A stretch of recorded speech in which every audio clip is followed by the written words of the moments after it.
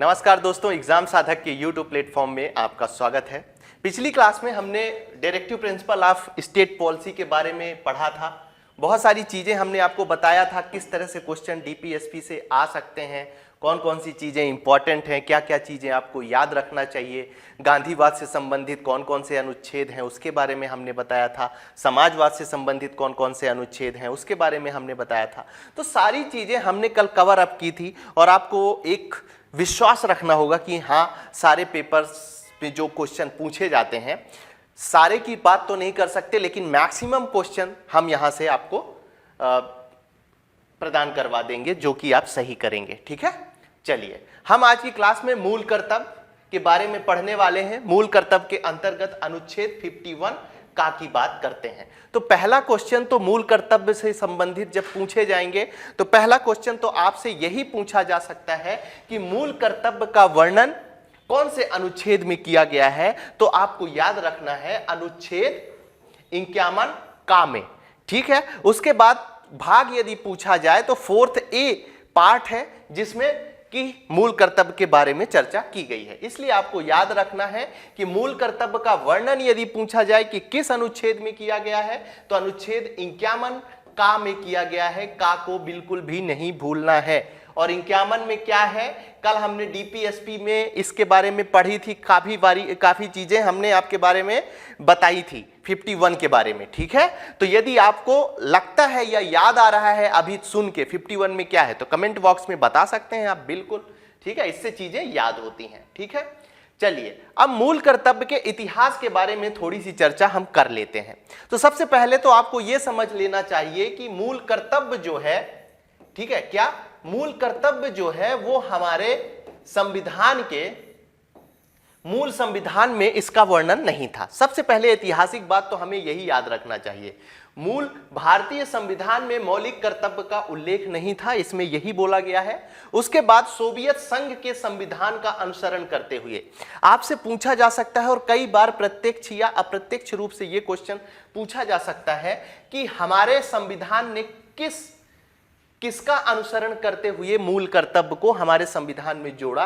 तो आपको याद रखना है सोवियत संघ। ठीक है, उसके बाद मूल कर्तव्य से संबंधित कौन सी कमेटी है, सबको पता होगा, सबको याद होगा, स्वर्ण सिंह समिति। कौन सी समिति? स्वर्ण सिंह समिति का नाम आपको याद रखना है। स्वर्ण सिंह समिति किससे संबंधित थी? तो स्वर्ण सिंह समिति मूल कर्तव्य से संबंधित थी। ये चीज आपको याद रखना है। हो सकता है जब आपसे स्टेटमेंट वाले क्वेश्चंस पूछे जाएं तो वहां पर ये चीज लिख दी जाए। ठीक है, तो इस चीज को भी आपको याद रखना है। उसके बाद कौन कौन सी चीजें याद रखनी है वो भी बता देता हूं मैं आपको। तो 42वें संविधान संशोधन के द्वारा इसे जोड़ा गया था। कौन से संविधान संशोधन के द्वारा जोड़ा गया था? 42वें संविधान संशोधन के द्वारा जोड़ा गया था। हमने इतनी चर्चा कर ली है 42वें संविधान संशोधन की कि आपको साल तो याद ही होगा, 1976। और 44वां संविधान संशोधन कब हुआ था? एक बार दिमाग में दोहराइए अपने आप को। तो 44वां संविधान संशोधन 1978 में हुआ था। ठीक है, तो यहां पर आपको याद रखना है कि हमारे संविधान में मूल कर्तव्य को किस संविधान संशोधन के द्वारा जोड़ा गया? तो 42वें संविधान संशोधन के द्वारा जोड़ा गया। कब जोड़ा गया? हो सकता है केवल इतना पूछ लें कि मूल कर्तव्य को हमारे संविधान में किस वर्ष जोड़ा गया? तो 1976 में जोड़ा गया। यह भाग आपको याद रखना है। ठीक है, उसके बाद भाग 4 का में मूल कर्तव्य की चर्चा की गई है। किसमें की गई है? भाग 4 का में, जो मैंने आपको पहले ही बताया है। और उसके बाद अनुच्छेद 51 का में क्या जोड़ा गया है? ऐसा क्वेश्चन यदि आ जाए तो आपको याद रखना है मूल कर्तव्य को जोड़ा गया है। क्या जोड़ा गया है? मूल कर्तव्य को जोड़ा गया है। ये एक याद रखने वाली चीज है। इसके अलावा मूल कर्तव्य में एक संविधान संशोधन और किया गया है। कौन सा किया गया है? वैसे मैक्सिमम लोगों को पता होगा, जो थोड़ा बहुत भी पढ़ते हैं ना, बहुत ही इंपॉर्टेंट है यह संविधान संशोधन। 86वां संविधान संशोधन है। कब हुआ था? 2002 में हुआ था। दिमाग पर बिठा लीजिए। एक बात याद रखिएगा और नहीं हो तो जरा बताइएगा। वैसे मैंने बहुत सारी चीजें आपको पढ़ाई हैं, ठीक है, तो आप याद करके बताइए जरा कि 86वां संविधान संशोधन कहां कहां पे हुआ है। ठीक है, ऐसे पढ़िए तो आपको पढ़ने में भी मजा आएगा। 86वें संविधान संशोधन के द्वारा जो 2002 में हुआ है, 11वां मौलिक कर्तव्य जोड़ा गया है। कौन सा मौलिक कर्तव्य जोड़ा गया है? 11वां मौलिक कर्तव्य। और इन सभी मौलिक कर्तव्यों के बारे में अभी हम पढ़ने वाले हैं। 1 से लेकर 11 तक के मौलिक कर्तव्य कौन कौन से हैं, उनकी सारी जानकारी अभी हम आपको देने वाले हैं। लेकिन हम मौलिक कर्तव्य पढ़ना शुरू करें उससे पहले एक चीज आपको बता देना जरूरी है कि ये जो मौलिक कर्तव्य हैं, ये जो मौलिक कर्तव्य है केवल किसके लिए है, केवल नागरिकों के लिए है, ठीक है, व्यक्तियों के लिए नहीं है। एक चीज आपको याद रखना है, नागरिकों और व्यक्तियों के बीच में क्या अंतर होता है वो पहले ही मैं बता चुका हूं, ठीक है। तो आपको याद रखना है कि हमारे जो मूल कर्तव्य हैं वो केवल नागरिकों के लिए हैं, ठीक है। चलिए अब शुरुआत करते हैं कि मूल कर्तव्य की विशेषताएं क्या है। जैसे जब हम डीपीएसपी पढ़ रहे थे तो डीपीएसपी की विशेषताएं कौन कौन सी हैं, उनसे क्वेश्चन आते हैं, उसकी हमने काफी चर्चा की थी। जब हम फंडामेंटल राइट्स पढ़ रहे थे तो वहां पर हमने देखा था कि भाई फंडामेंटल राइट्स की कौन कौन सी विशेषताएं हैं, कभी कभी उनसे भी क्वेश्चन पूछे जाते हैं। तो भैया मूल कर्तव्य को हम क्यों भूल जाएं, इसकी भी कुछ विशेषताओं को देख लेते हैं, ठीक है। तो मौलिक कर्तव्य, नैतिक कर्तव्य, ठीक है, और नागरिक कर्तव्य, मतलब जो 11 कर्तव्य जोड़े गए हैं उसमें से कुछ नैतिक कर्तव्य हैं और कुछ नागरिक कर्तव्य हैं, ठीक है। तो कभी आपसे, और वैसे ये यूपीएससी में एक बार पूछा जा चुका है, ठीक है, यूपीएससी में पूछा जा चुका था कि मौलिक कर्तव्य में से इनमें से कौन सा मौलिक कर्तव्य के अंतर्गत इनमें से कौन सा नागरिक कर्तव्य है, ठीक है। ऐसा मौलिक कर्तव्य में पूछा जा चुका है। कहां आ चुका है, तो यूपीएससी में ये क्वेश्चन पूछा जा चुका है, आपको दिमाग पर रखना है। अब जैसे कुछ चीजें मैं, अब सारी चीजें तो यहां पर नहीं बता सकता, लेकिन जैसे नैतिक कर्तव्य की बात करें तो स्वतंत्रता संग्राम के उच्च आदर्शों का सम्मान करना, ये किसके अंतर्गत आता है, तो ये नैतिक कर्तव्य के अंतर्गत आता है। जबकि नागरिक कर्तव्य के अंतर्गत, अब आप इतने बड़े हो गए हैं, इतने समझदार हो गए हैं कि नैतिक कर्तव्य और नागरिक कर्तव्य के बीच में अंतर आराम से समझ सकते हैं, ठीक है। तो नागरिक कर्तव्य की यदि हम बात करें तो इसके अंतर्गत कौन सा मौलिक कर्तव्य आता है, तो राष्ट्रीय ध्वज और राष्ट्रीय गान का आदर करना। क्या क्या आता है, राष्ट्रीय ध्वज और राष्ट्रीय गान का आदर करना, ये किसके अंतर्गत आता है, तो ये मौलिक कर्तव्य के अंतर्गत आने वाले 2 कर्तव्यों में से, जिसमें पहला कर्तव्य नैतिक कर्तव्य है, दूसरा कर्तव्य नागरिक कर्तव्य है। तो ये किसके अंतर्गत आता है, ये नागरिक कर्तव्य के अंतर्गत आता है। ये चीज आपको याद रखनी है। यह देश के मौलिक विधि अर्थात संविधान द्वारा दिए गए हैं, बिल्कुल दिए गए हैं। क्यों दिए गए हैं भाई, संविधान के 4A में 4 में अनुच्छेद 51 में जोड़ा गया है, और जब इतना जोड़ा गया है उसका अनुच्छेद डिफाइन किया गया है, तो सीधी सी बात है कि वो हमारे संविधान के अंतर्गत आएगा। डीपीएसपी की तरह वाद योग्य नहीं है। जिस तरह से डीपीएसपी भी वाद योग्य नहीं है, उसी तरह से मौलिक कर्तव्य भी वाद योग्य नहीं है। वाद योग का मतलब आपको अच्छे से पता होगा, मूल अधिकार जो कि वाद योग्य है। आप यदि मूल अधिकार किसी भी तरीके से इन्फ्रिंज होते हैं तो आप सीधे सुप्रीम कोर्ट जा सकते हैं, ठीक है। यहां तक की सारी चीजें क्लियर है। अब आगे बढ़ते हैं और बात करते हैं देश की परंपराओं, पौराणिक कथाओं व संस्कृत से संबंध होता है किसका, जो मूल कर्तव्य हमारे संविधान में शामिल किए गए हैं उसका संबंध होता है, ठीक है। इसके अलावा यह केवल देश के नागरिकों के लिए है, विदेशी व्यक्तियों के लिए नहीं है। ये मैं जब आपको विशेषता पढ़ाने से पहले ही सारी चीजें क्लियर कर दी थी मैंने कि ये व्यक्ति के लिए नहीं है बल्कि किसके लिए है। तो आपको याद रखना है कि ये व्यक्ति के लिए नहीं है बल्कि किसके लिए है, ये नागरिक के लिए है, ठीक है। तो ये चीजें आपको याद रखनी है, बहुत इंपॉर्टेंट बात है। कभी कभी क्या है ना कि अब एमपीपीएससी का जो ट्रेंड आया है और खासकर राज्य व्यवस्था से संबंधित जो क्वेश्चन पूछे जाते हैं उसमें वो क्या करता है, स्टेटमेंट वाले क्वेश्चन दे देता है। और वो क्या करेगा, वो केवल एक शब्द लिख देगा कि व्यक्तियों के द्वारा मूल कर्तव्य का, संविधान में दिए हुए मूल कर्तव्य का पालन करना चाहिए, ठीक है। या ऐसा लिख देगा कि मूल कर्तव्य व्यक्तियों के लिए है, ठीक है। तो वहां पर आपको कंफ्यूजन मन में नहीं पालना है, वहां पर ठहर जाना है और आपको सोचना है कि व्यक्ति की जगह कहीं नागरिक तो नहीं है या नागरिक की जगह कहीं व्यक्ति तो नहीं है। फंडामेंटल राइट्स में हमने इसमें काफी विस्तार से चर्चा की थी, ठीक है।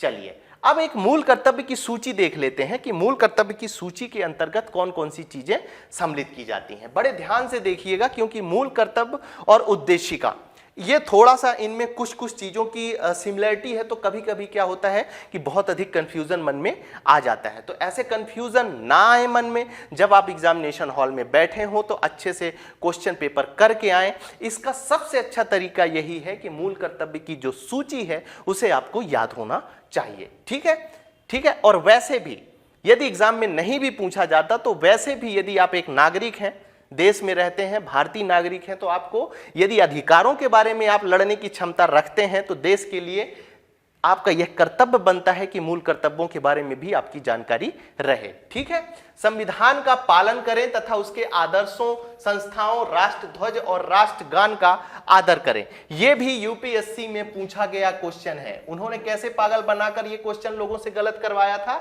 उन्होंने क्या किया था कि लिख दिया था कि इनमें से मूल कर्तव्य क्या है, और यहां पर राष्ट्रगान के साथ उन्होंने क्या कर दिया था, राष्ट्रगीत भी इंक्लूड कर दिया था। ठीक है, तो आपको याद रखना है कि साहब राष्ट्रगान है, राष्ट्रगीत सम्मिलित नहीं है मूल कर्तव्य के पहले बिंदु में। एक बार फिर से मैं आपको बता दूं कि संविधान का पालन करें, उसके आदर्शों, संस्थाओं, राष्ट्रध्वज और राष्ट्रगान का आदर करें। ठीक है, इस आदर करने में राष्ट्रगीत सम्मिलित नहीं है, केवल किसको सम्मिलित किया गया है, राष्ट्रगान को सम्मिलित किया गया है। राष्ट्रीय आंदोलन को प्रेरित करने वाले उच्च आदर्शों को संजोए रखें। वही चीज है राष्ट्रीय आंदोलनों में, जैसे महात्मा गांधी, जवाहरलाल नेहरू, सुभाष चंद्र बोस, भगत सिंह, बाबा अंबेडकर साहब, ऐसे बहुत से व्यक्तित्व हैं कि राष्ट्रीय आंदोलन को प्रेरित करने वाले उच्च आदर्शों को आपको संजोए रखना है। भारत की प्रभुता, एकता और अखंडता की रक्षा करना है। ठीक है ना, आपको कोई ऐसे कदम नहीं उठाना है जिससे देश की एकता और अखंडता खंडित हो। ठीक है, हमेशा इस चीज को बना के रखना है। देश की रक्षा करें और आह्वान किए जाने पर देश की सेवा करें। अब पता चला कि चीन ने हमारे ऊपर आक्रमण कर दिया, अब आप देश के लिए नहीं लड़ रहे हैं तो ये तो गलत बात है। ये आपका क्या है, नागरिक कर्तव्य है। क्या है, नागरिक कर्तव्य है कि यदि देश में विपदा आई है तो उस विपदा से निपटना होगा। क्योंकि देश का मतलब क्या होता है, देश का सीधा सा मतलब क्या होता है, देश का सीधा सा मतलब नागरिक होता है, क्योंकि नागरिकों के समूह से ही देश बनता है। ठीक है, तो ये चीज आपको याद रखनी है। चलिए आगे बढ़ते हैं और बात करते हैं हम नेक्स्ट की। भारत के सभी लोगों में समरसता तथा सामान्य भाईचारे की भावना या बंधुत्व की भावना को हमेशा निर्माण करके रखना है। एक दूसरे से लड़ाई नहीं करनी है। हिंदू, मुस्लिम, सिख, ईसाई सभी को एक मानकर इस भारत में रहना है। ये चीज आपका कर्तव्य बनता है। हमारी सामाजिक संस्कृति की गौरवमयी परंपरा का महत्व समझें और उनका परीक्षण करें।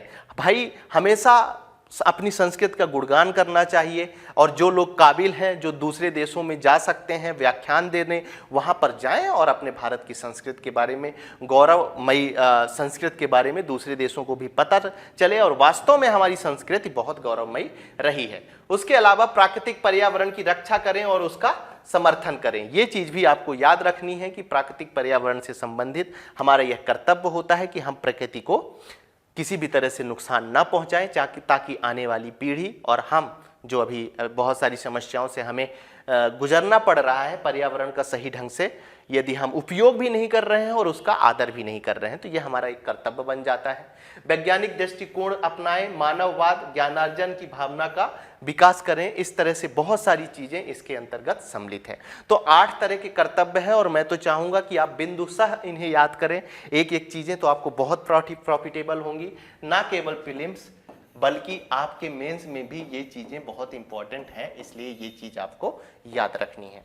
ठीक है, चलिए अब आगे बढ़ते हैं और बात करते हैं हम सार्वजनिक संपत्ति को सुरक्षित रखें। सार्वजनिक संपत्ति का मतलब क्या होता है, हॉस्पिटल हो गया, सड़कें हो गई, जो सड़कों में लाइटें लगाई गई हैं, ये सारी चीजें किसके अंतर्गत आती हैं, तो ये सारी चीजें सार्वजनिक संपत्ति के अंतर्गत आती हैं। तो ये हमारा एक मूल कर्तव्य बनता है कि भैया इस संपत्ति की हम क्या करें, सुरक्षा करें। यदि सुरक्षा नहीं कर सकते हैं तो कम से कम हमारा इतना कर्तव्य बनता है कि इन्हें नुकसान ना पहुंचाएं।